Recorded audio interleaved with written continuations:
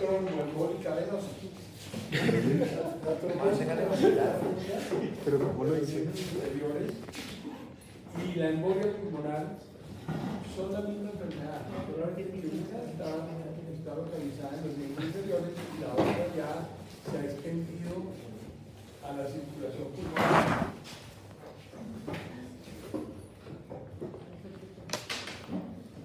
Es una enfermedad muy común, afecta sobre todo a personas que están hospitalizadas o que están confinadas a cama, que están en reposo, están enfermas.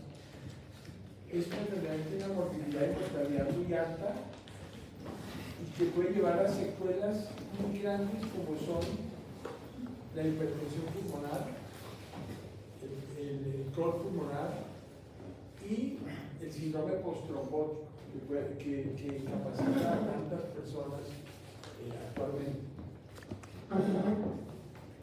El tromboembolismo pulmonar puede producir la muerte fatal cuando un trombo se aloja a nivel de la bifurcación de las arterias pulmonares, o si son émbolos que se hacen más periféricos, pero que son repetidos, puede ir comprometiendo la función pulmonar y llevando a una hipertensión pulmonar. Lo mismo pasa en las extremidades inferiores. Cuando hay una trombosis, dependiendo de la magnitud de la extensión, el trombo puede recanalizar o no recanalizar. Si no recanaliza, mantiene una obstrucción al retorno sanguíneo. Y si recanaliza, produce un daño valvular que lleva a una insuficiencia de las válvulas, y ambas llevan a una insuficiencia venosa que puede producir lo que se llama el síndrome postrombótico, que cuando es severo lleva a úlceras, a edema, a dolor, a cambios, a pigmentación, todas las alteraciones de la insuficiencia venosa. Bicho, en 1856, habló de la triada y él fue el primero en describir que el daño de la pared venosa, o sea, el daño del endotelio, puede llevar a la trombosis. La hipercoagulabilidad, el trastorno en la sangre, o el éxtasis venoso, que se produce precisamente por lo que les decía, por el reposo, o por una cirugía. Un paciente durante una cirugía está bajo anestesia, los lechos venosos se vasodilatan al máximo y la sangre se estanca y lleva a la formación de trombo, sobre todo en personas que tienen factores predisponentes. Estos son los factores predisponentes. La edad. Pacientes mayores de 60 años están en mayor riesgo de trombosis. Entre 40 y 60 un riesgo intermedio, menor de 40 un riesgo bajo. La obesidad, el cáncer, las personas que han tenido historia de trombosis venosa, a veces se nos olvida preguntar eso y investigar. Cuando un paciente se hospitaliza o se va a intervenir, es importante preguntar ¿usted tiene trombo? Para conocer los riesgos y prevenir la trombosis. Las cirugías ortopédicas, sobre todo de rodilla y de cadera, tienen una mayor incidencia de trombosis. La policitemia, el estado periparto, la inmovilización, los anticonceptivos orales, las trombofilias, las cirugías y el trauma, todos son factores de riesgo. Y las trombofilias pueden ser congénitas o pueden ser adquiridas. Aquí tenemos todas las diferentes causas que pueden llevar a una hipercoagulabilidad, una deficiencia de la proteína C, de la proteína S, tanto congénitas como adquiridas pueden llevar a una trombosis venosa profunda y a una embolia pulmonar. Entonces, cuando nosotros tenemos una persona con un trombo, por ejemplo, el paciente tuvo una trombosis severa, primero en el miembro inferior derecho, luego en el izquierdo, y decíamos, ¿por qué enfrentan las dos extremidades? Primero una y están anticoagulados y en la otra. Investigamos al paciente y encontramos la causa. La causa era que tenía un tumor, lo pueden ver acá, y la vena cava. era un leiomyosarcoma de la vena cava. Entonces, una trombosis venosa puede ser algo aislado, pero también puede ser algo que está asociado a otra patología maligna, trastornos de la coagulación, cirugías, como les decía, todas las causas que ya les mencioné. ¿Cuál es el cuadro clínico de un paciente con trombosis venosa profunda? Puede ser totalmente asintomático. Si nosotros lo evaluamos bien, podemos de pronto ver que hay un poco de edema, o se puede quedar de dolor en la pantorrilla. Si le hacemos dorsiflexión del pie, signo de Homans, se presenta dolor en la pantorrilla. Pero ese signo es como lanzar una moneda al aire. El 50% de las personas puede tener la trombosis, y el otro 50% no. Solamente nos llama la atención. Tenemos que hacer un examen para corroborar y descartar otras causas que pueden producir este signo de Homans. La flegmasia cerulea dolens es una condición donde hay una trombosis venosa proximal, ilíaca y femoral, y se empieza a comprometer el retorno venoso y hay un edema severo con cianosis.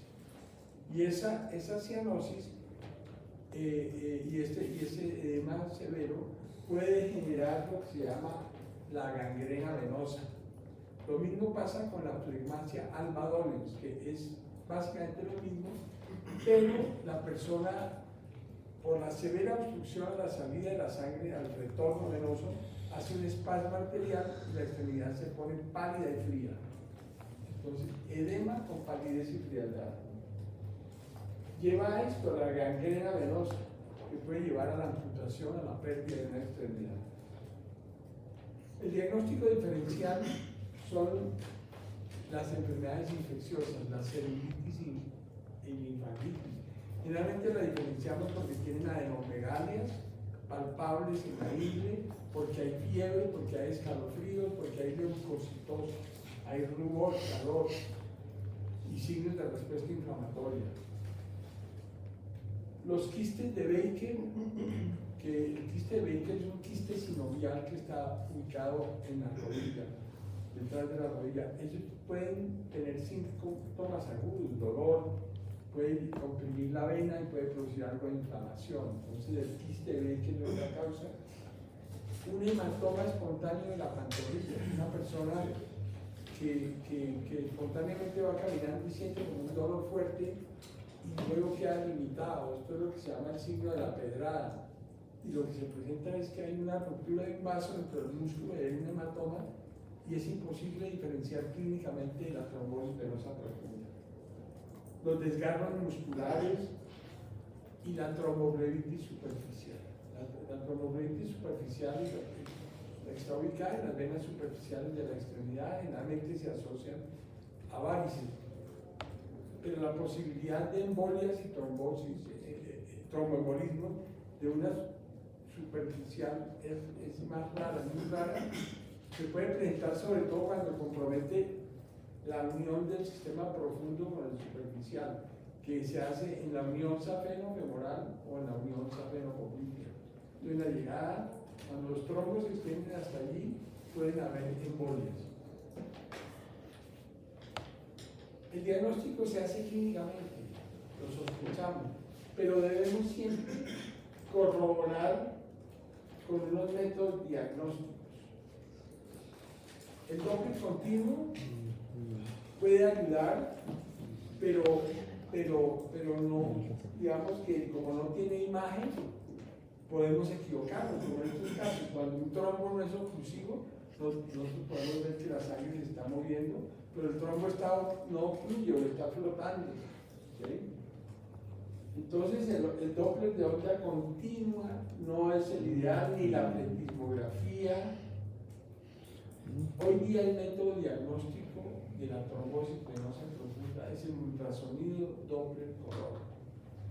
La ecografía con Doppler color y con Doppler pulsado, que nos permite ver el movimiento de sangre dentro del vaso sanguíneo. Aquí tenemos esto, hay un trombo, aquí vemos nosotros el Doppler color. aquí hay movimiento de sangre y acá, pero aquí no hay movimiento de sangre. Y la luz de la vena está ocupada por un trombo, la vena, y hay una maniobra que se hace con el ultrasonido y es comprimir las venas.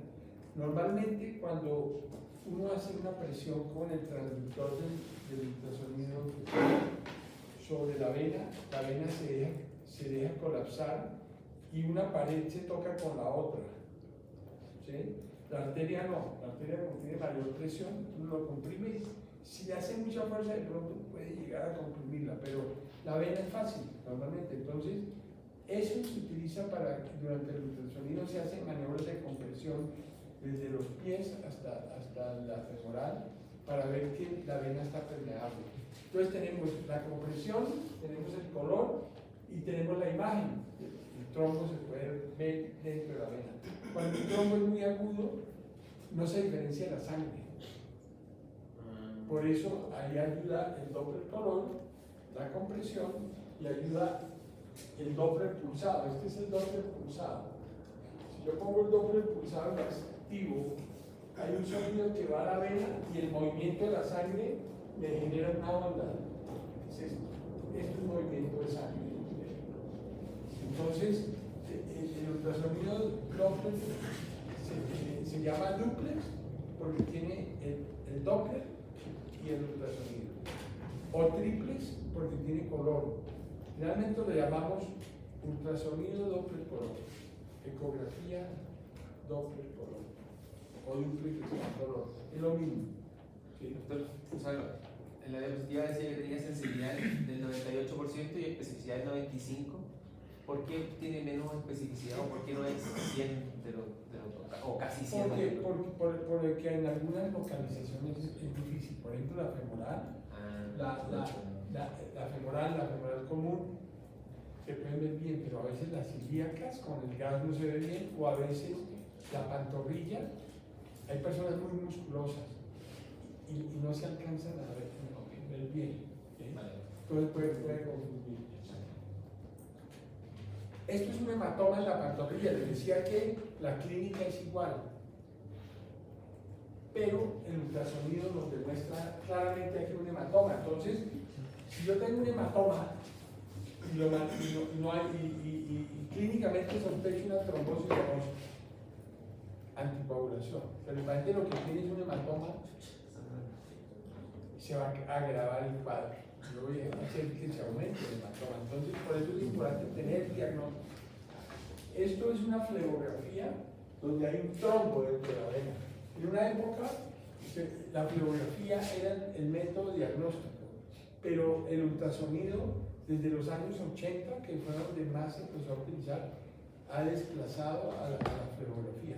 Y la flebografía se utiliza hoy más como método terapéutico, o sea, colocar catéteres y hacer tratamientos endovasculares de tromboaspiración o trombolisis, pero ya no para el diagnóstico. Una vez tenemos el diagnóstico de la trombosis venosa profunda, las metas del tratamiento es prevenir la embolia pulmonar, prevenir la progresión del trombo. Normalmente los trombos empiezan a nivel de los gemelos y empiezan a extenderse hasta que llegan a la ilíaca. Cuando hay una patología ilíaca con una compresión de la vena ilíaca, se producen al revés, de arriba hacia abajo, pero se van extendiendo. Entonces el anticoagular es para evitar la extensión, y la porción que generalmente produce la embolia es la que se va extendiendo, porque el trombo después de obstruir la vena se adhiere a la pared y se hace crónico, pero el que se va extendiendo está lábil y es el que se puede embolizar al pulmón. Y también es muy importante hoy día que hay métodos, es permeabilizar la vena lo más pronto para preservar la función valvular y evitar el síndrome postrombosis. Entonces, cuando vamos ya a tratar el paciente, ya tenemos el diagnóstico, tenemos estas alternativas: anticoagulación, trombolisis, trombectomía quirúrgica, tromboaspiración y los filtros de vena cava. La anticoagulación es el tratamiento estándar, es lo que generalmente se utiliza. Los otros se utilizan en casos seleccionados. Entonces, usted lo que tiene que aprender es cuándo se anticoagula, durante cuánto tiempo, o cuándo está indicado, cuándo el paciente se beneficia de otros métodos de tratamiento. ¿Cómo hacemos la anticoagulación? ¿Ustedes han aprendido cómo anticoagular a un paciente? ¿Cómo se anticoagula a un paciente? En medicina interna, ¿no vieron cómo? ¿Cuál es el método tradicional de anticoagular a un paciente? La heparina no fraccionada, ¿sí? O liquemine, que es el nombre comercial, heparina no fraccionada. La heparina no fraccionada viene en frascos de 25.000 unidades, 5 cc, o sea que tiene un cc, 5.000 unidades, los 5, 25.000. Entonces, la dosis para anticoagular rápido a un paciente, que lo que queremos anticoagular rápido, es endovenosa. La heparina es de corta acción. Si uno pone un bolo de heparina, el pico está hacia las 2 horas y el tiempo máximo de acción son 3-4 horas. Entonces tiene una acción rápida y se depura rápido y la acción baja rápido. Entonces, realmente se pone una dosis inicial de 100 unidades por kilogramo. Entonces, ustedes quieren anticoagular a alguien rápido, pesa 50 kilos, 5.000 unidades en bolo. Si pesa 80, le ponen 8.000 unidades. ¿Cuánto? ¿Ah? ¿Cuánto el PP lo decís? 100 por kilo. 100 por kilo. Entonces, la heparina, digamos, tiene su acción puede verse afectada porque se une a las proteínas plasmáticas y en algunas personas se une más o menos las diferentes reacciones. Entonces, hay que controlar su efectividad, su acción, el nivel de anticoagulación de la heparina no fraccionada se hace con el tiempo parcial de tromboplastina, el PTT. Entonces, normalmente uno quiere llevar al paciente a entre 1.5 a 2 veces el tiempo que tenía. Entonces, si el paciente tenía un PTT de 30, yo le pongo un bolo de heparina no fraccionada, lo quiero llevar entre 45 y 60. Si lo llevo por encima de 60, estoy sobreanticoagulando al paciente. Si lo tengo por debajo de 45, no tengo efecto anticoagulante. Entonces tengo que ir ajustando la dosis. Por eso las heparinas de bajo peso molecular han desplazado tanto a la heparina no fraccionada, porque necesita monitoreo y necesita estar reajustando la dosis. Entonces la manera de anticoagular con la heparina no fraccionada es el bolo inicial y luego se le pone un goteo continuo. Ese goteo continuo son 18 unidades por kilogramo. Entonces, si una persona pesa 50 kilogramos, ¿sí? Hago el cálculo, es alrededor de 1000 unidades hora, ¿sí? Un cc tiene 5000 unidades, 5 cc tiene 25.000. Entonces, lo que hago para poner ese goteo continuo es que pongo los 5 cc en un frasco de solución salina, ¿sí? De 500 y me quedan en 500 me quedan 25.000 unidades. Entonces le tengo que poner al paciente 20 cc hora. 20 cc me da 1000 unidades. ¿Sí? Le hago un PTT de control a las 2 horas, un tiempo parcial de tromboplastina. ¿A la hora, doctor? No, un poquito más, ¿verdad? A las 2 horas, entre 2 a 4 horas. Si lo tengo bien, el tiempo parcial, si lo tengo entre 1.5 a 2, lo dejo allí. Si está bajo, le aumento el goteo y digo, bueno, pongámosle 25 o 30 cc por hora. Le voy aumentando y le voy haciendo el PTT de manera que ajusto la acción terapéutica, puedo ajustar la dosis. Entonces, cuando ya lo tengo el paciente anticoagulado, le dejo ese goteo. Si el paciente está con 20 cc, o sea, con 1000 unidades hora, está bien, lo dejo ahí quieto. Pero la heparina es un tratamiento endovenoso. Tengo que tener al paciente hospitalizado. ¿Sí? Eso hace que hoy día no escojamos ese tratamiento de rutina, porque hay otra cosa. El paciente yo lo tengo que llevar a su vida diaria normal. Entonces, lo que se hace con la heparina es que se pasan a anticoagulantes orales. Generalmente se pasaba a la warfarina, anticoagulante oral, la warfarina. Y luego se ajustaba la warfarina y cuando ya estaba anticoagulado, se suspende la heparina. Entonces, esa es la heparina no fraccionada. Las heparinas de bajo peso molecular, la enoxaparina, la alteparina, son más fáciles de controlar. Ellas actúan a través del factor 10 activado. Y si ya no se controlan con el PTT, no alteran el PTT. Entonces, hay que medir el factor 10 activado, que es un examen que no lo hacen en todas partes. Pero no es necesario, solamente es necesario hacerlo si hay algunas condiciones como falla renal, donde se elimina por los riñones, o si el paciente tiene obesidad, que la heparina se puede depositar en tejido graso. Entonces, ahí, digamos que pueden cambiar las dosis.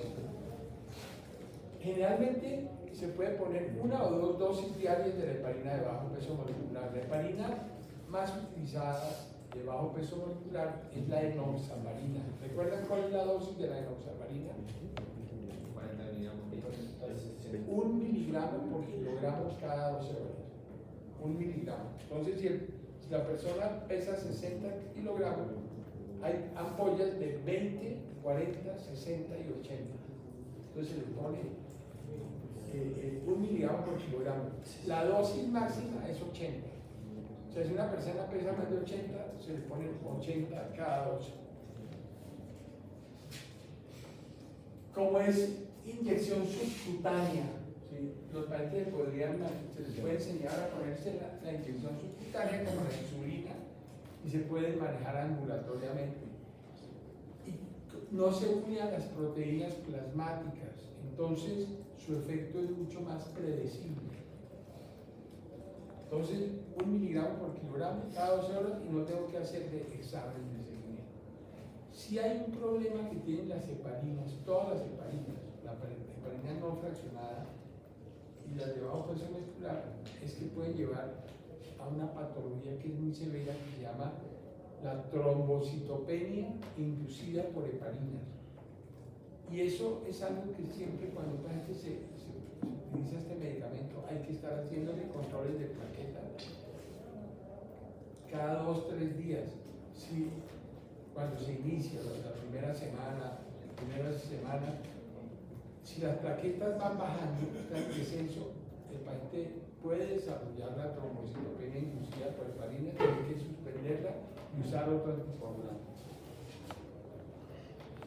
La alteparina y la enoxa son las más utilizadas para el tratamiento de trombosis venosa. Pero al paciente hay que pasarlo a anticoagulante oral en la mayoría de los casos. Claro que yo puedo tener pacientes de 1 año o 6 meses con heparinas de bajo peso molecular, pero estarse inyectando siempre es algo problemático. Entonces tenemos anticoagulantes orales. Tenemos la warfarina, que es una antivitamina K, y los DOACs, el rivaroxaban y el apixaban, que son los anticoagulantes orales. ¿Cómo se anticoagula un paciente con warfarina? La warfarina viene de 5 miligramos, la tableta, se pueden partir. El tiempo de acción es largo, entonces cuando el paciente le toma una pasta, no actúa inmediatamente, se demora en empezar a actuar y dura más tiempo actuando. Por eso es que puede llevar a complicaciones, porque si yo le pongo dosis muy altas, me demoro en tener el efecto, pero una vez que ya hizo el efecto, el paciente se me puede sobreanticoagular y puede complicarse con sangrado. Entonces, la warfarina se controla con el tiempo de protrombina y el INR, PT y INR, se controla la warfarina. Y normalmente debemos llevar al paciente de 2 a 3.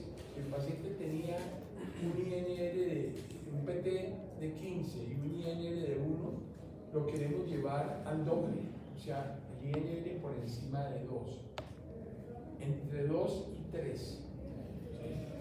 En algunas patologías se quiere llevar hasta 3.5, como por ejemplo cuando los pacientes tienen una prótesis valvular mitral, ¿sí?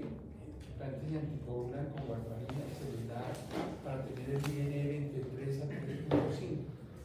Pero en trombosis venosa profunda queremos tenerlo entre 2 y 3.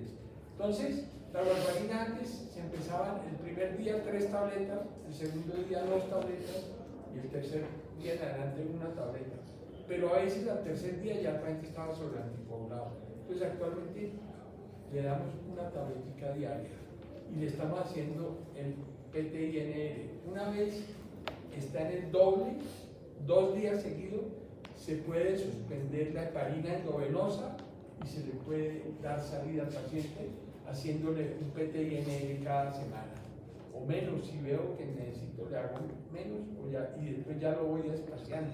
Por ejemplo, las personas que tienen una prótesis valvular cardíaca, se les hace un examen al mes, se estabilizan, digamos, ya tienen 6 meses, un año, ya se conoce la dosis de esa persona, ¿sí? Entonces cada mes se les hace un PT-INR para controlar la anticoagulación. ¿Alguna pregunta? Ya saben cómo se anticoagula un paciente con heparina no fraccionada, con warfarina. Denoxa es 1 por kilo cada 12 Sí. día. Si va a usar bajo peso. Y si va a usar heparina no fraccionada, el bolo de cuánto? 100 por kilo.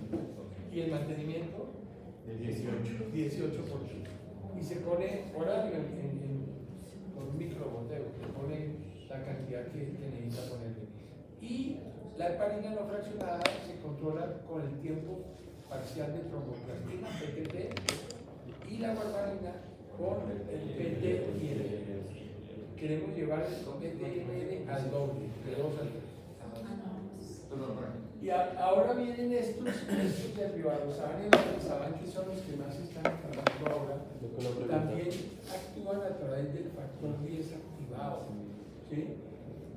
Y no necesitan exámenes de control, también tienen un efecto mucho más predecible.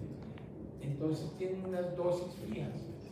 El rivaroxaban son 15 miligramos cada 12 horas por 21 días.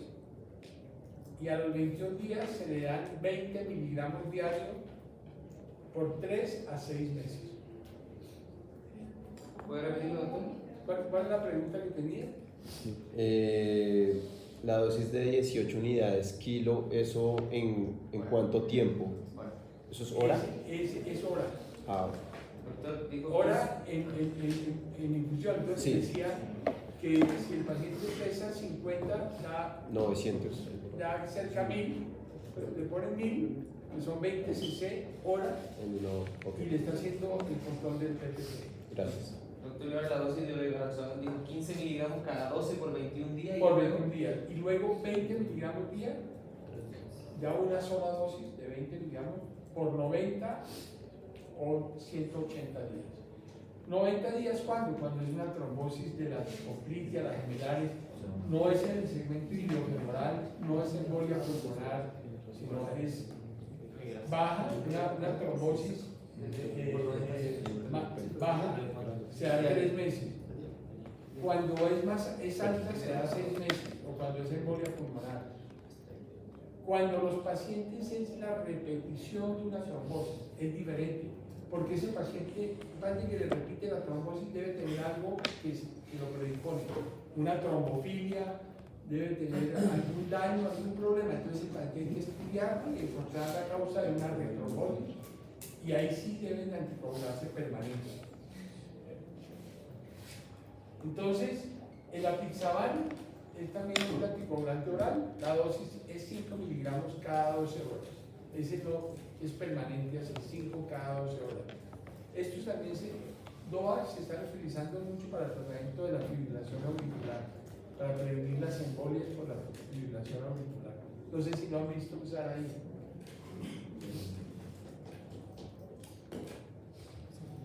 Entonces ya aprendieron a anticoagular a un paciente. ¿Tienen alguna pregunta de cómo anticoagular a un paciente? Y este, la pisamos los mismos 3 y 6 meses dependiendo. Sí, el tiempo, dependiendo.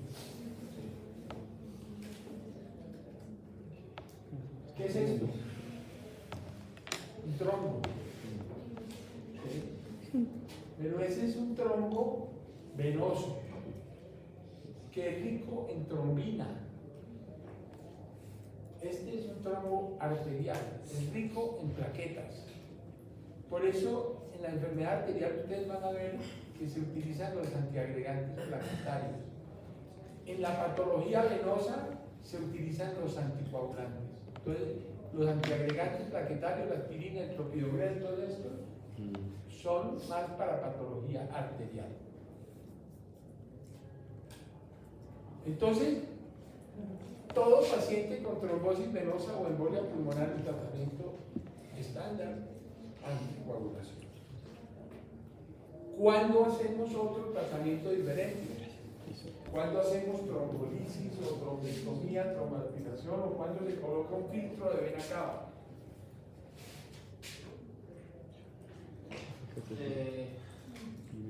Esto es la trombectomía. Es hacer una incisión, realmente la ingle, y se extraen los trombos manualmente y por un catéter que se llama el catéter de Fogarty, que tiene un baloncito, uno mete lejos, infla el balón y saca los trombos. Eso es la trombectomía. La trombolisis. Entonces la trombectomía, la trombolisis, la tromboaspiración, ¿cuándo está indicada? En estos casos. Pacientes jóvenes. ¿Por qué pacientes jóvenes? Porque tienen más posibilidades de tener un síndrome postrombótico, tienen más tiempo de vida después. Pero no solamente que sean jóvenes, sino que tengan una trombosis alta, iliofemoral. Cuando el paciente es joven y la trombosis está en la pantorrilla, anticoagulación. Si está en la región poplitea, anticoagulación. Pero las que están altas son las que más llevan al síndrome postrombótico, a la obstrucción o a la insuficiencia valvular. La trombolisis tiene contraindicaciones. ¿La recuerdan? Cuando ustedes piensen en dar la trombolisis, lo primero que tienen es coger rápido y mirar contraindicaciones de trombolisis. Hemorragia digestiva, un sangrado activo, un hematoma intracraneano, cirugía reciente, cirugía de los ojos, cirugía neurológica. Hay una lista de contraindicaciones, entonces ustedes miran rápido y ven que su paciente no tenga ninguna contraindicación, porque la trombolisis puede llevar, en el 1% de los casos, puede llevar a una hemorragia intracraneana o a una hemorragia severa. Entonces, hay que escoger bien los pacientes que se les va a hacer trombolisis en cualquier indicación, en tromboembolismo pulmonar, en infarto de miocardio, en trombosis cerebral, en todas las indicaciones de la trombolisis, ustedes siempre tienen que mirar las contraindicaciones antes de utilizarla. Y los pacientes que tienen flegmasias, cerúlea o albadores, son pacientes que se les debe manejar o con, no solamente con trombolisis, sino con el método que puede dar lo más fácil, trombolisis, tromboaspiración o trombectomía. ¿Cuáles son los ideales hoy? La tromboaspiración, porque no tengo el riesgo del sangrado de la trombolisis. Entonces, generalmente hacemos tromboaspiración, pero si no hay alguna contraindicación, no se puede, se hace la trombolisis. Y como último, la cirugía abierta. Las trombolisis pueden ser sistémicas o regionales. ¿Ustedes han visto utilizar la trombolisis sistémica? ¿Cuál es la indicación más frecuente de una trombolisis? ¿Cuál? El infarto de miocardio. Esa es una. Ahí la trombolisis sistémica va muy bien. ¿Por qué? Porque el volumen del trombo de un trombo coronario es así de chiquito. Pero si ustedes tienen un trombo desde la ilíaca hasta la poplitea, es un trombo muy grande. Entonces el trombolítico circula por donde está abierta la sangre y no se mete dentro del trombo. Entonces, por eso en trombosis venosa y trombosis arteriales se mete un catéter, se introduce un catéter dentro del trombo y se le administra el trombolítico dentro del trombo. Por eso se llama trombolisis regional dentro del trombo. Doctor, pero si estoy entrando y llegando al trombo, ¿no es mejor sacarlo en vez de aplicar la trombolisis? O sea, ¿por qué se aplicaría una vez? ¿Por qué yo haría una trombolisis? Hoy día se está utilizando más. Lo que pasa es que en una época no existía la tromboaspiración, entonces es más bien reciente. Okay. Entonces, hay más experiencia con la trombolisis, pero claro, es mejor de una vez tromboaspirarlo y no vas a poner al paciente en un estado fibrinolítico sistémico que lo pone en riesgo de sangrar. ¿Sí? Es algo local, lo anticoagulas y le aspiras al trombo, es mejor. Okay. En una época se utilizaba las esteroidinas, ahora se está utilizando el activador tisular del platinómeno, RTPA, activador tisular del platinómeno. La tromboaspiración, entonces, es introducir un catéter, se puede hacer a nivel del pulmón o se puede hacer en las venas ilíacas. Para hacer tromboaspiración de las venas ilíacas, se introduce el catéter por la vena poplitea, se pone al paciente boca abajo, la del punto prono, se punciona la vena poplitea, se introduce el catéter y se lleva hasta la ilíaca y se aspira. Cuando es al pulmón, se hace por la femoral o por la yugular y se pasa el catéter de tromboaspiración y se aspira el trombo. Y los filtros de vena cava, ¿cuándo se utiliza un filtro de vena cava? ¿Para qué se utiliza el filtro de vena cava? Para evitar el embolia. La embolia pulmonar. Estas son las indicaciones de un filtro de vena cava. La más, esta. Contraindicaciones para anticoagular. Si ustedes tienen un paciente con trombosis venosa profunda y tienen las contraindicaciones para anticoagular, hemorragia reciente, intracraneana, cirugía reciente, estoy preocupado por anticoagularlo, entonces se le pone el filtro de vena cava. Los pacientes que han tenido embolias pulmonares recurrentes, hay un tratamiento y es que se les puede hacer una endarterectomía pulmonar, o sea, limpiar la arteria pulmonar de los trombos viejos, se llama la endarterectomía pulmonar, para quitar la hipertensión pulmonar. Es una cirugía que sirve muchísimo a muchas personas. Entonces, esas personas tienen indicación de ponerles un filtro de vena cava antes.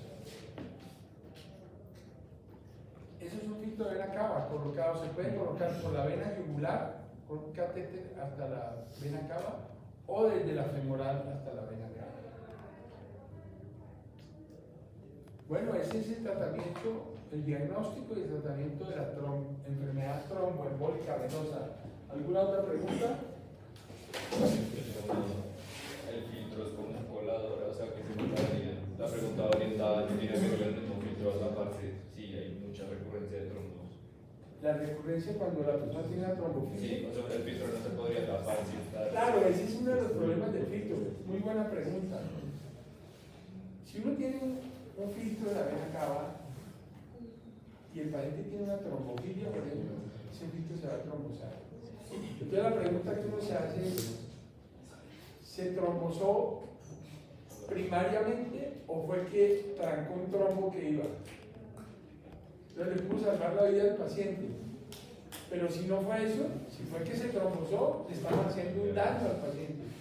Porque ustedes se pueden imaginar que la incapacidad que da una trombosis de la cava, a veces van a hacer un edema de los miembros inferiores, van a quedar muy incapacitados. ¿Sí? Entonces, hoy día se utilizan los filtros removibles. Entonces, si el paciente una vez está mejor, se le quita el filtro.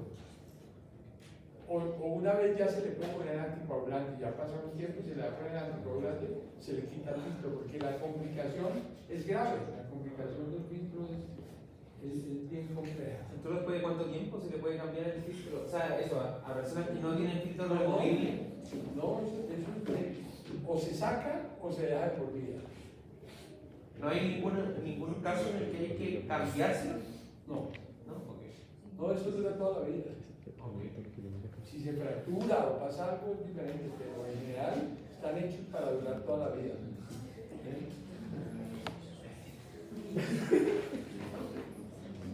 Bueno, entonces hablé primero de los trombos, porque una de las causas más importantes de insuficiencia venosa hoy día es la trombosis venosa previa. Entonces, la insuficiencia venosa está definida como toda dificultad para el retorno venoso de los miembros inferiores al corazón.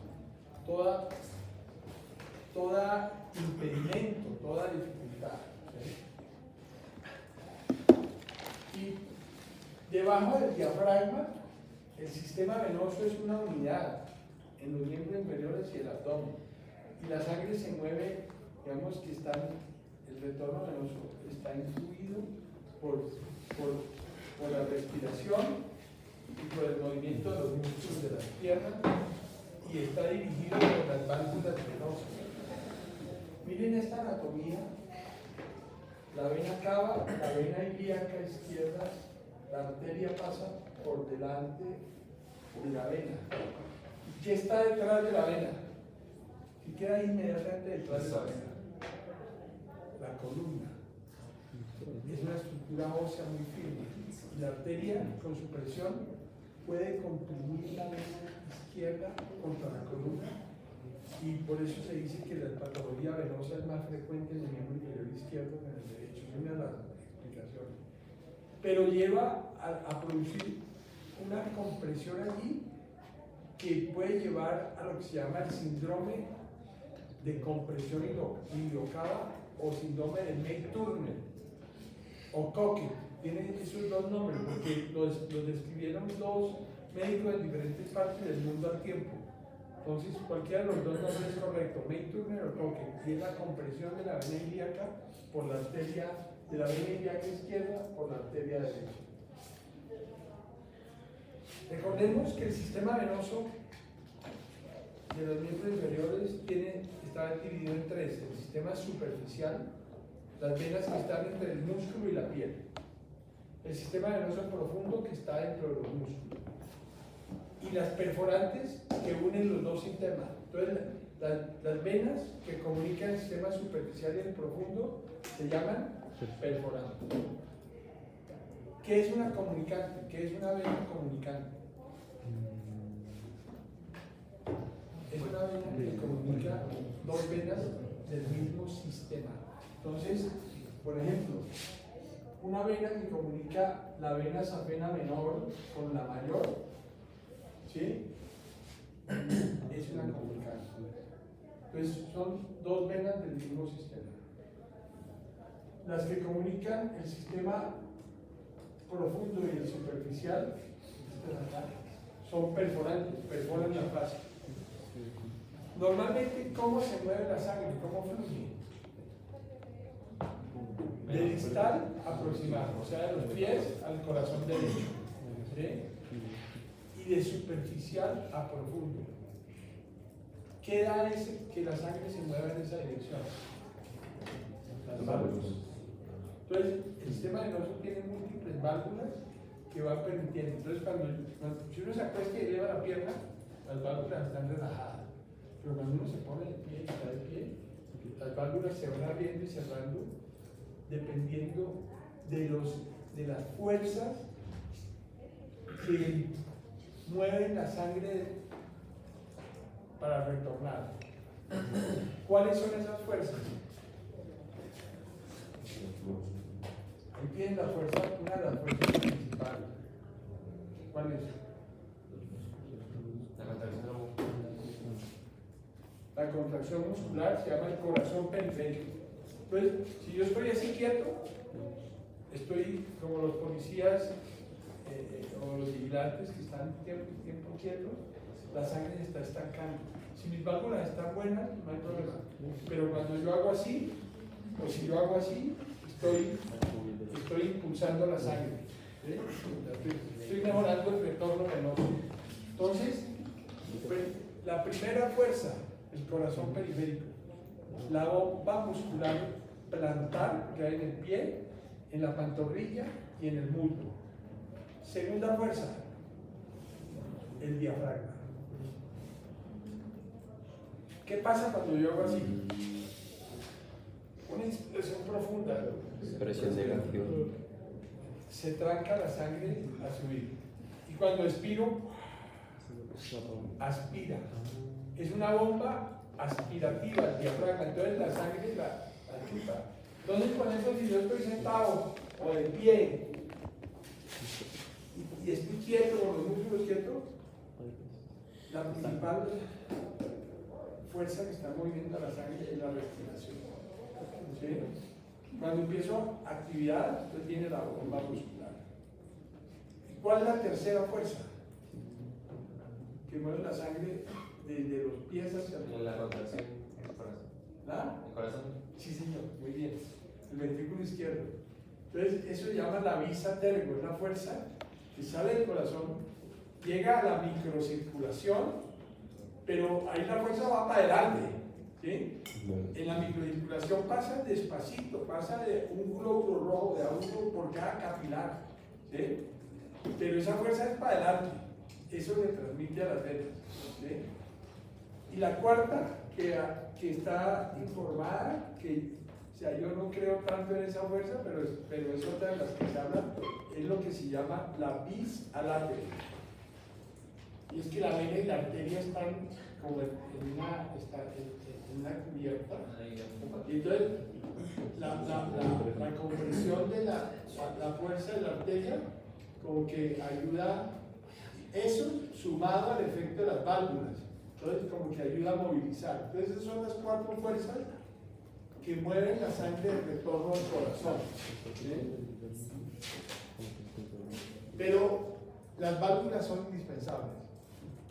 Si se dañan las válvulas, hay una insuficiencia venosa, porque el paciente se acuesta y eleva la pierna, sube, pero si el paciente está de pie, las válvulas empiezan a estancarse, viene el edema, toda la hipertensión venosa. ¿Sí? Y ahí influye la fuerza de la gravedad. ¿Sí?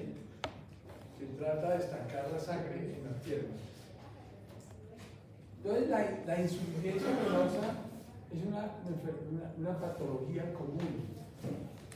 Si nosotros contáramos como insuficiencia venosa, y de hecho ustedes conocen la clasificación CEAP, el estadio clínico 1 son las telangiectasias, son las venitas.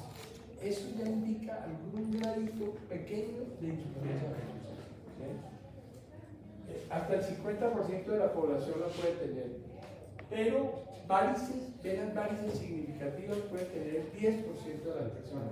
Y ya úlcera venosa por éstasis, 1% de la población mayor de 40 años.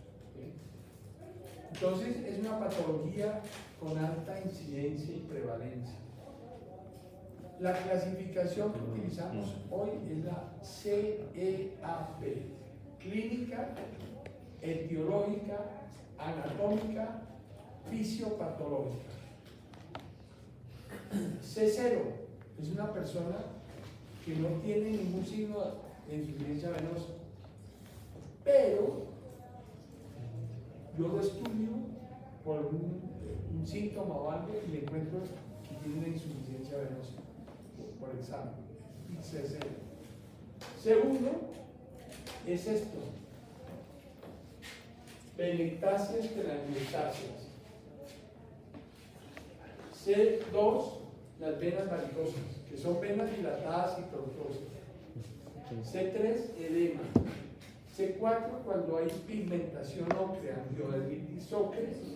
Lipodermatoesclerosis. ¿Saben lo que es la lipodermatoesclerosis? Es como una paniculitis. ¿Sí? Algo así, como ese rubor así, se pone como, parece una celulitis, como una linfadenitis. ¿Sí? Es la linfo. Entonces se ponen los tejidos duros, acartonados y rojos, como si hubiera una inflamación. Y el eczema venoso también. C5 es cuando hay una úlcera cicatrizada. Tuvo úlcera y está cicatrizada. Y C6 es una úlcera activa. Ustedes estuvieron conmigo en la clase de enfermedad arterial, ¿cierto? Les hablé de la úlcera arterial. ¿Cuál es la diferencia entre una úlcera venosa, que ahí la tienen, y una úlcera arterial? ¿Cómo está el pulso en la úlcera venosa? Conservado. ¿Y la arterial? Ya tiene una diferencia. Segundo, las características del dolor. ¿Cuál es más doloroso? La arterial. La arterial es un dolor isquémico, severo. La temperatura. La venosa duele, pero duele menos. Tercera diferencia, ¿cuál? ¿Dónde se localiza la úlcera arterial y dónde se localiza la venosa?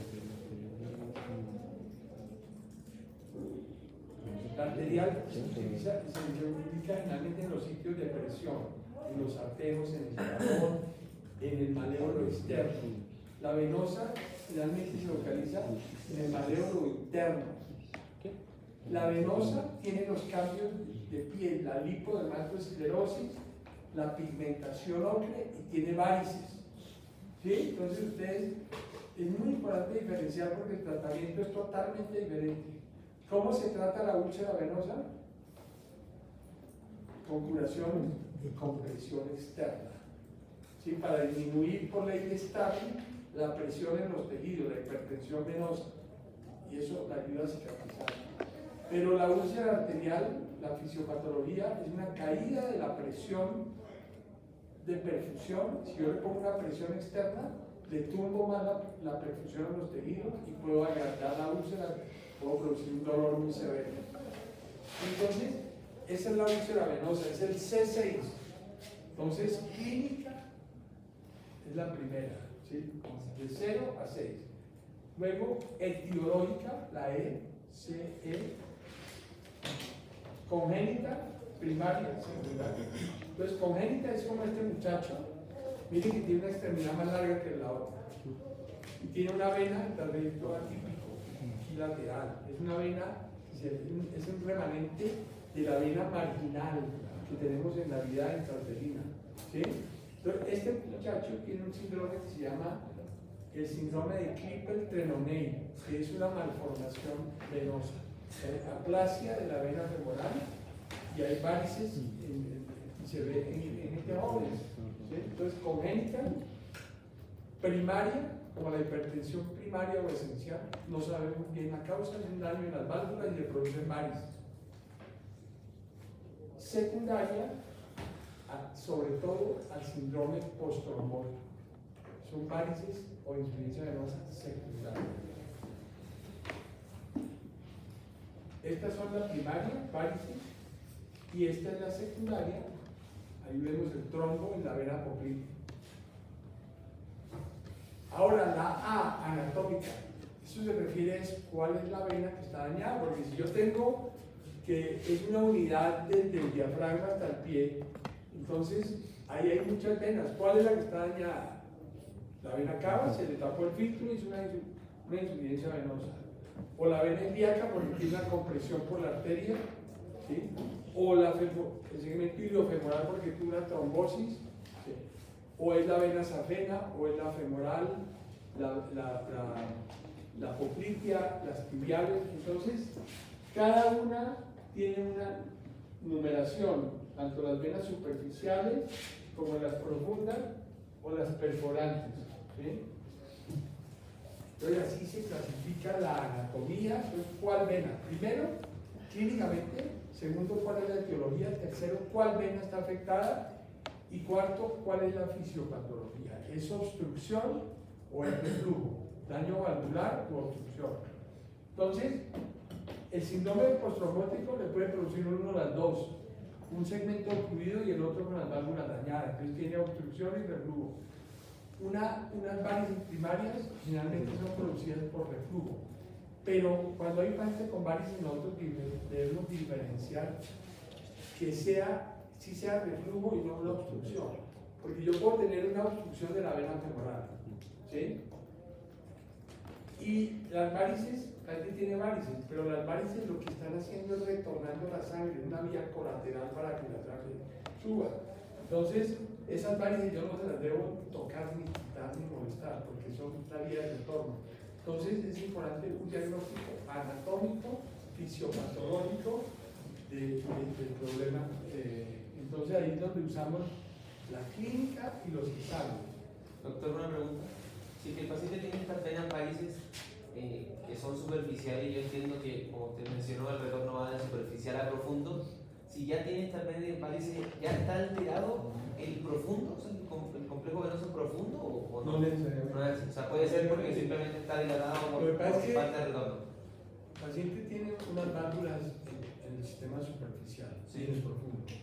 Entonces, vamos, la unión, en sitio donde muy frecuentemente se daña, es la unión entre la sangre y la femoral. Ahí hay una válvula, hay dos válvulas, la terminal y la preterminal. Si esas válvulas se dañan, la sangre que bien va de retorno al corazón en un sistema de alta presión por el movimiento de los músculos, se va hacia el superficial al ponerse de pie el paciente.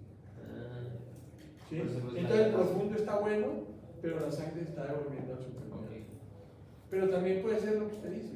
Se tapó el sistema profundo, entonces no tiene por ahí subir y por una perforante se Ajá, empieza a dilatar y se hace incompetente y se forman las varices para generar un retorno. Entonces puede ser cualquiera de las dos. ¿Sí? Profe, eso no tiene que ver con que las venas profundas, su mecanismo de retorno se ve en mayoría influenciado por los músculos que las venas superficiales, ya que pues el entramado profundo pues tendría encima el músculo, mientras que la superficial no tendría tanto ese apoyo, entonces las válvulas estarían sometidas a una mayor presión. Digamos que las venas superficiales de las piernas, las apenas, comparado con las otras venas del cuerpo, tienen más capa muscular. Entonces le da un poquito más de soporte. ¿Sí? Pero digamos que ese hecho, ellas están hechas para ser venas superficiales, para no tener como las profundas, Oh. esa fuerza de los músculos. ¿Sí? Entonces ellas generalmente toleran. Pero una válvula venosa es una estructura muy finita, pero que tiene su función la conserva en la mayoría de las personas. Pero en algunas, por X o Y motivo, por problemas sobre todo hereditarios, las válvulas se dañan. Dice, una válvula empieza a no cerrar, entonces empieza a devolver la sangre y eso empieza a dilatar la vena y a alejar las válvulas. Cada vez cierran menos y entonces esa presión retrógrada empieza a dañar todo el sistema. Hay dos teorías de la aparición de las varices. La teoría descendente es que se daña primero aquí arriba y la hipertensión va dañando para abajo. O la segunda, la teoría ascendente, y es que se dañan las venas acá y se hace como un sifón y empiezan a chupar la sangre del sistema profundo y dañan las otras válvulas. Entonces, y uno ve pacientes en que dicen esto es teoría descendente, esto es teoría ascendente. Entonces uno debe examinar muy bien los pacientes para ver qué es lo que tiene cada paciente diferente uno de otro. ¿Sí? Entonces, un paciente llega por varices o llega por úlceras o porque se le está manchando la piel. El órgano blanco de la insuficiencia venosa es la piel. O sea, uno de los problemas más graves que se producen en la insuficiencia venosa es la úlcera, o las dermatitis, los eczemas, todo eso. Claro, unas varices pueden producir sangrado también, se revierte una varice y sangra, puede producir una tromboflebitis superficial, ¿sí? Pero lo más común es la úlcera, ¿sí? Entonces, el examen clínico, cuando nosotros vamos a examinar a un paciente, estamos pensando en la clasificación CA. Yo lo examino clínicamente, digo, tiene varices primarias, es un C2. Tiene alteración de la piel, es un C4. Tiene edema, es un C3. Tiene una úlcera, C6. Entonces, clínicamente determino el estado de la extremidad, primero, al examinarlo. Segundo, etiología. Entonces, yo veo las características, yo lo veo con edema, veo unas varices raras, digo, esto tiene cara, le pregunto al paciente, ¿usted tuvo trombosis venosa? Me dice, sí, yo tuve una trombosis. Entonces digo, una etiología, posiblemente postrombosis. O veo la edad, es un muchacho y tiene varices atípicas, digo, no es congénita. O una persona a los 30 años que le están saliendo varices, y lo más posible es etiología primaria, pero eso yo lo voy a corroborar después con examen. Y luego miro la anatomía, examino al paciente, digo, hay test para uno examinar la vena safena mayor, la safena menor, para ver las perforantes, ¿sí? Entonces, ese examen clínico, nosotros tenemos que responder qué es lo que está pasando con el paciente. Entonces, a mí me gusta utilizar mucho esta prueba, hay muchas, pero la prueba de Schwartz, que es la percusión de las venas. ¿Sí? Uno ubica la vena safena y la percute, y uno siente, no está dilatada, no hay reflujo, no hay varices de la safena, solo con percutir abajo y palpar arriba y lo hago en todo el trayecto de la pierna, tanto en la safena menor como en la mayor. La mayor va del maléolo a la ingle, la menor en punto medio detrás del maléolo externo hasta la fosa propíncea, la safena menor. Entonces, hago la percusión y examino, pero entonces yo le encuentro unas varices muy grandes. Tengo otros exámenes que le puedo hacer al paciente. La prueba de Trendelenburg, ¿saben cuál es la prueba de Trendelenburg? Si yo tengo un paciente con unas varices grandotas, lo acuesto y le llevo la pierna, ¿qué pasa? Mejora la circulación. La sangre sube al corazón, entonces las varices se desaparecen. Entonces le pongo un torniquete apretado acá y lo pongo de pie. No debería aparecer. Y entonces las varices, si el daño está en la unión safenofemoral, las varices llegan hasta el torniquete y ya después quedan limpiecitas. ¿Sí? Si yo suelto el torniquete, llenan las varices. Entonces yo hago el diagnóstico, está dañada la safena acá. ¿Sí? Pero ahora les pongo otra prueba. La prueba de Perkes. El paciente está parado, tiene las varices ahí, le pongo el torniquete. Y le digo al paciente camine. El paciente vaya hasta acá y viene hasta acá. Y cuando llega, las varices se desaparecieron. ¿Por qué? Porque la sangre se va por las perforantes y sube. Porque el sistema profundo está bueno. Entonces la sangre por las perforantes subió por el profundo y no se devolvió acá. ¿Sí? Entonces la prueba de Perkins me sirve para evaluar el sistema venoso profundo. Entonces hay una serie de signos que ustedes pueden encontrar en el libro del profesor Caicedo, están todos esos signos. Ustedes lo pueden leer ahí. Los signos clínicos para yo clínicamente diagnosticar la insuficiencia venosa. A todo el mundo le da pereza ahora hacer esos signos. ¿Por qué? Porque existe el ultrasonido Doppler color que me responde todo. Entonces, ya la gente no ausculta a ver si el paciente tiene un soplo cardíaco, ¿sí? Sino dice, yo le escribo un ecocardiograma. Entonces, nos hemos vuelto perezosos, ¿no? Entonces, ustedes pueden examinar el sistema venoso y aprender a examinarlo y tener respuestas de lo que el paciente tiene. Pero también tenemos todos estos métodos para diagnosticar, ¿sí? El ultrasonido Doppler solito me puede ayudar. La pletismografía me puede ayudar. La fluorografía. Pero hoy día, lo más económico, lo más fácil, lo que más información nos da hoy día, es el ultrasonido Doppler color. Miren esta vena acá. Entonces, dijimos que ultrasonido, entonces tenemos la imagen, se ve la vena ahí. Doppler es el sonido que vaya y detecta el movimiento de la sangre, que se ve acá.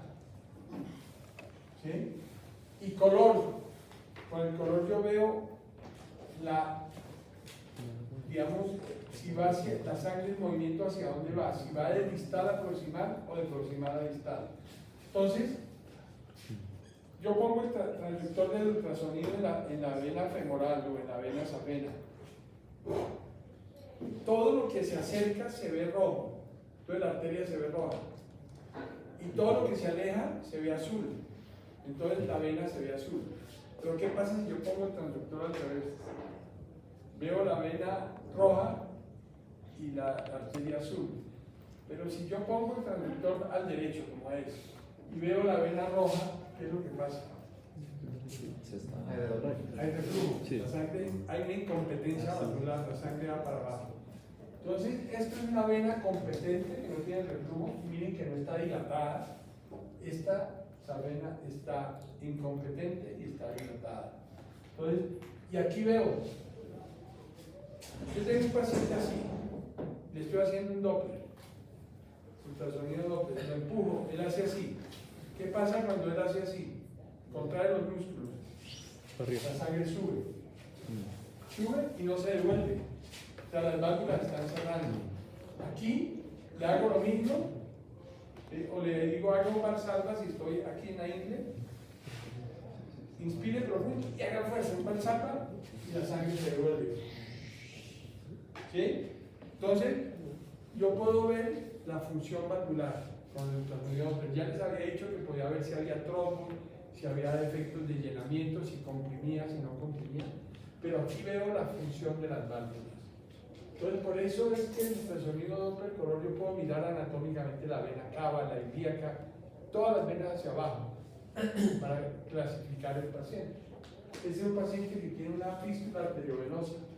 Esta es la vena y tiene el flujo pulsante. ¿Okay? Había tenido un trauma y se le dañó se comunicaron la arteria y la vena. Puedo ver si hay un aneurisma, una ectasia venosa. Entonces, el ultrasonido es un método que nos sirve para hacer el diagnóstico de la patología venosa y para diagnosticar y clasificar la insuficiencia venosa. Entonces, ahora vamos al tratamiento. Ya tenemos el diagnóstico. El paciente tiene un síndrome protrombótico, o tiene unas varices primarias, o tiene un tumor que le comprime la vena cava y no puede subir la sangre. Entonces, vamos a tratar al paciente. Tratamiento médico, tratamiento intervencionista, quirúrgico y endovascular por catéter. Estos son los pilares del tratamiento médico. La alimentación, que el paciente evite el sobrepeso y el estreñimiento. El estreñimiento puede producir aumento de la presión intraabdominal y todo tiene que ver con lo que les digo, que el diafragma y la sangre de los miembros inferiores va hacia el corazón. Una persona estreñida puede, si tiene insuficiencia venosa, se la aumenta. Una persona con sobrepeso, que tiene un perímetro abdominal muy aumentado, le puede disminuir el retorno venoso. Entonces, la alimentación, buscar controlar la obesidad y el estreñimiento. El ejercicio lo entienden perfecto, porque si yo tengo mis músculos desacondicionados, es diferente de una persona que tiene sus músculos bien, que está impulsando bien la sangre. Entonces, el tono muscular ayuda a disminuir la insuficiencia venosa. Las medias de compresión. ¿Cuál es el mejor ejercicio para una persona con insuficiencia venosa? Caminar es muy bueno, pero ¿cuál es el mejor? Bicicleta, subir escaleras. Bicicleta. ¿Ha visto las venas de Armstrong? Búsquelas por internet. ¿Venas? El mejor es la natación, porque la persona no tiene la fuerza de la gravedad y está activando los músculos, pero hay otra componente, y es la hidroterapia. El agua produce una presión sobre los tejidos que influye en la ley de Starling, disminuye el edema y mejora la presión del retorno venoso. Entonces, nadar es el mejor ejercicio. Medidas de compresión graduada ayudan al retorno venoso. La ropa adecuada, ropa holgada. Cuando yo tengo varices o insuficiencia venosa y yo le tengo que pedir ayuda a mi señora para poderme amarrar el pantalón y me lo pongo bien bien apretado acá y me tranca todo acá, ¿qué le va a pasar al retorno venoso? Más difícil. Más reflujo, más impedimento al retorno. Entonces, ropa holgada, calzado adecuado, ¿sí? La bomba plantar necesita que esos tacones así estirados, la bomba plantar no actúa bien, entonces zapatos cómodos. Evitar el calor. El calor, ¿sí? Las venas son el radiador del cuerpo, enfrían, la sangre va a la superficie para enfriarse. Entonces, si yo voy a tierra caliente, mis venas se dilatan en la superficie para bajar un poco la temperatura, ¿sí? Una persona que tenga insuficiencia venosa, si trabaja al lado de un horno, va a tener mayor insuficiencia venosa. Entonces, evitar el calor en las piernas. Si la hidroterapia, nadar, un baño de tina o las piernas en agua, ¿sí? Ayudan a los síntomas para mejorar la presión de los tejidos vecinos y mejorar el retorno venoso. Las medias de compresión elástica deben tener la presión mayor a nivel del tobillo y van bajando al subir. Generalmente las utilizamos hasta la rodilla, por debajo de la rodilla, ¿sí? Siendo la mayor presión acá. Hay medias de 15 a 20 milímetros de mercurio, de 20 a 30 y de 30 a 40. ¿Sí? Las de 15 a 20 de compresión mediana se utilizan en los pacientes con varices primarias. De 20 a 30 para pacientes con síndrome postrombótico y edema. Pueden ser varices primarias, pero ya hay edema. Y de 30 a 40 para pacientes con síndrome postrombótico severo o linfoedema, edema linfático. Entonces, las medias son una ayuda inmensa para los pacientes que tienen insuficiencia venosa, tanto superficial como profunda. Entonces ayuda a prevenir también el uso de medias. ¿El qué? Prevenir. Prevenir que haya insuficiencia. No hay estudios claros. Los vendedores dicen que es y lo promueven, todo el mundo tiene que usar medias.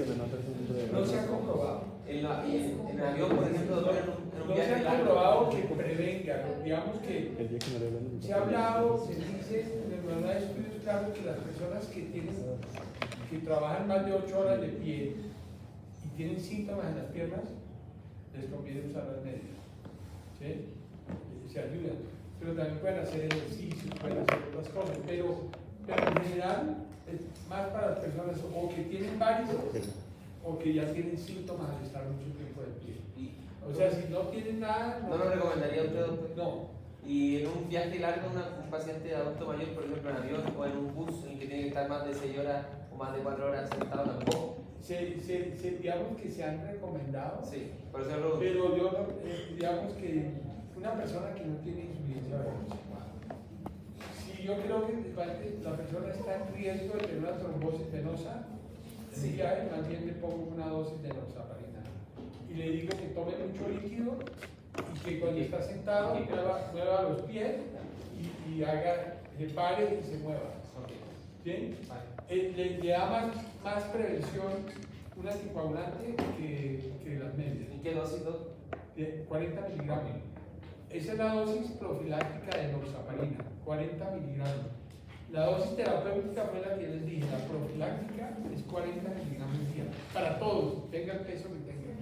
Otra pregunta, y en el caso de que haya un paciente ya con insuficiencia venosa crónica que tenga ya una interrupción quirúrgica, si se beneficia de usar las medias de por vida o durante cierto tiempo después de la operación. Se beneficia de las medias. Sí, las medias de compresión. Se beneficia sobre todo antes de la operación y el periodo después de la operación. Si la insuficiencia venosa queda bien corregida con la operación, la persona no necesariamente tiene que usar medias después. Si el problema quedó, y el problema de la cirugía le sirvió, pero le queda algo de insuficiencia venosa, es mejor ponerle las medias. Entonces ahí es lo importante, es el seguimiento a largo plazo del paciente, de cómo está.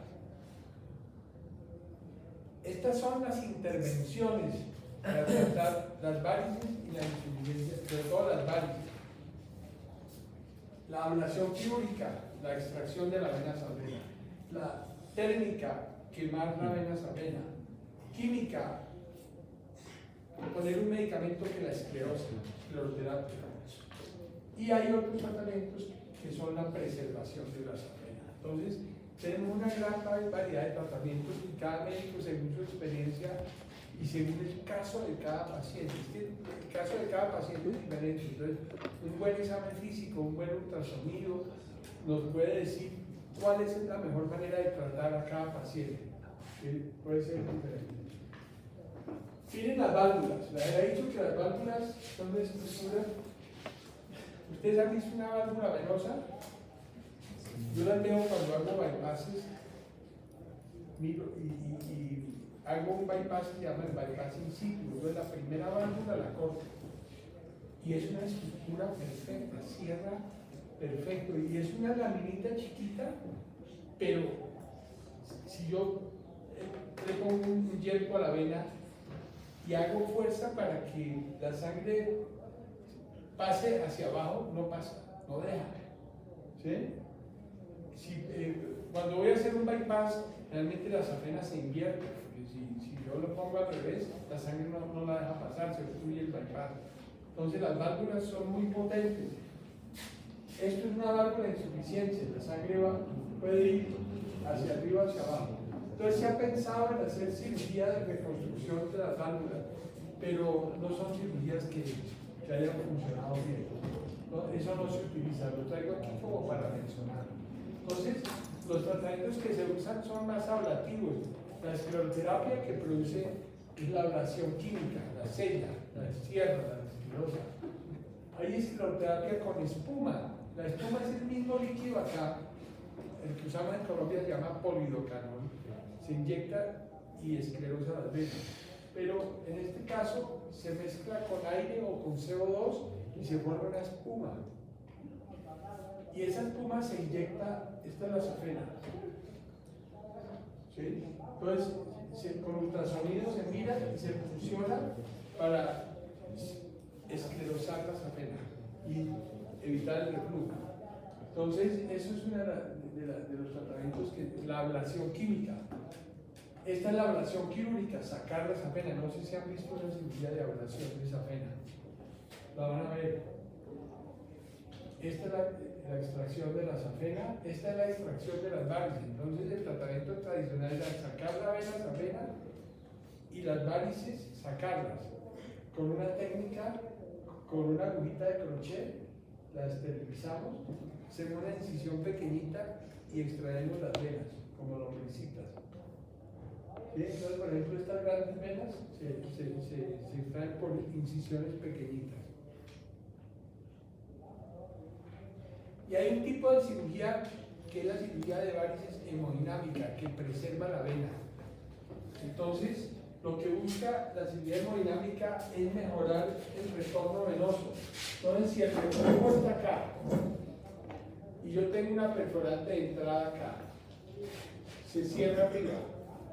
Entonces, cuando la persona se para, ya como el torniquete ya la sangre no se devuelve, pero la sangre que debe ir subiendo por la safena, como está insuficiente, baja acá y entra acá y retorna y ya no se devuelve. Entonces le abro un camino para que la sangre retorne, mejoro la hemodinámica. O allá, si el reflujo está acá y me produce estas varices, entonces cierro acá y aquí tengo una perforante, entonces la sangre entra por acá. Esa es una cirugía mínimamente invasiva que también es de las que tenemos disponibles para el tratamiento. Cada médico utiliza un método diferente. En el caso mío, a mí me gusta más la cirugía hemodinámica. Yo trato de hacer esto más. ¿Por qué? Porque les pongo esta situación. Si ustedes tienen una insuficiencia venosa y tienen ahora 25 años, 22 años, 20, que tengan, dentro de 30, 40 años ustedes pueden necesitar esa vena sabena para hacerle un bypass coronario, para hacerle un bypass en la pierna, o por cualquier motivo, o solamente para que la sangre ayude a retornar, por otro lado, ¿sí? No pierde una vena. Por eso yo trato de preservar, pero no todos pensamos igual. O sea, hay escuelas que hacen esto, otro, y no hay evidencia suficiente que diga una es mejor que la otra. Entonces, cada médico, de acuerdo a su pensamiento, cada especialista trata las varices de forma diferente. Esos son todos tratamientos hemodinámicos. Y el otro es la ablación térmica que se empezaron a usar desde el año 2000 y es con láser o radiofrecuencia, quemar las venas. Entonces se introduce una fibra que hace una esclerosis física por calor de la vena y la sella, entonces evita el reflujo. ¿Sí? Son las técnicas de tratar las varices. Este es un equipo de radiofrecuencia y eso es lo que hace, sella la vena. Bueno, ¿han oído hablar de las varices pélvicas? Varicocele pélvico femenino, o también hay varicocele masculino. Son las varices en el testículo o en el ovario o en la pelvis. Se dan por insuficiencia de las venas gonadales, ya sea la espermática o la gonadal. En el hombre, las varices testiculares se pueden examinar muy fácil, pero en la mujer, como están internas, a veces es causa de dolor pélvico y las dilataciones varicosas. Pueden ver estas grandes varices de la vena ovárica. Pueden tener o pueden no tener dolor pélvico, entonces se tratan diferentes si producen dolor o no. Cuando hay dolor se llama el síndrome de congestión pelviana y lo que se hace es por vía endovascular con catéteres ponerles unos alambritos que llaman coils, vienen del inglés, o oclusores, que cierran las venas para que no haya reflujo. Entonces las personas que tienen dolor pélvico crónico, severo por varices, ese es el tratamiento, embolizarla. Eso se puede hacer también en los casos de varicocele masculino cuando es refractario, no se dio fácil con la cirugía. Este es el tratamiento endovascular.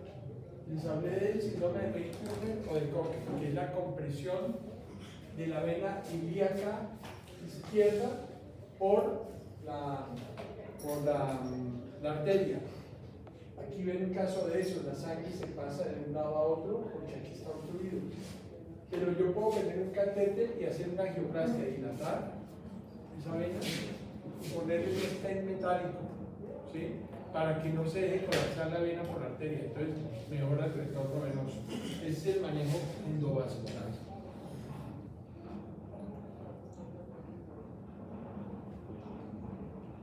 El futuro de la flebología.